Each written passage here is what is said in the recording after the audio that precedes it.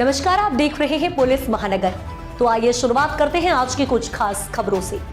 पुणे के पिंपरी चिंचवड़ में deputy CM Ajit Pawar के बीजेपी पर भ्रष्टाचार और हफ्ताखोरी के आरोपों के बाद महाराष्ट्र की राजनीति और गर्मा गई है। अब इस मुद्दे पर शिवसेना यूवीटी के राज्यसभा सांसद संजय राउत ने तीखा तंज कसते हुए बीजेपी और गृह मंत्री अमित शाह पर सीधा हमला बोला है। संजय राउत ने कहा, बीजेपी एक वॉशिंग मशीन है और अमित शाह वॉशिंग पाउडर है, जहां आरोपित नेता जाकर साफ हो जाते हैं। यह बयान महाराष्ट्र में होने वाले नगर निगम चुनाव के ठीक पहले आया है।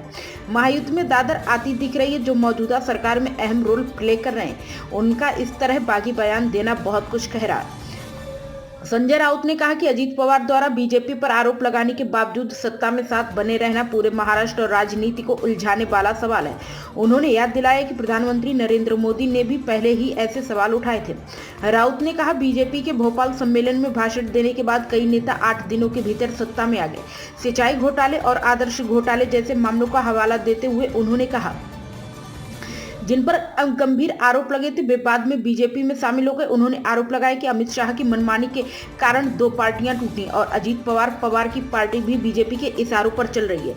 निर्विरोध चुनाव को लेकर संजय राउत ने लोकतंत्र पर गंभीर सवाल खड़े किए हैं। उन्होंने कहा कि दुनिया के इतिहास में इतने बिन विरोध चुनाव कभी नहीं हुए हैं। बड़े नेताओं तक कभी निर्विरोध जीत नहीं मिली, यहाँ के प्रधानमंत्री मोदी भी नहीं। राउत ने आरोप लगाया कि उम्मीदवारों पर नाम वापस लेने के लिए दबाव डाला गया और 5 से 10 करोड़ रुपए तक दिए गए।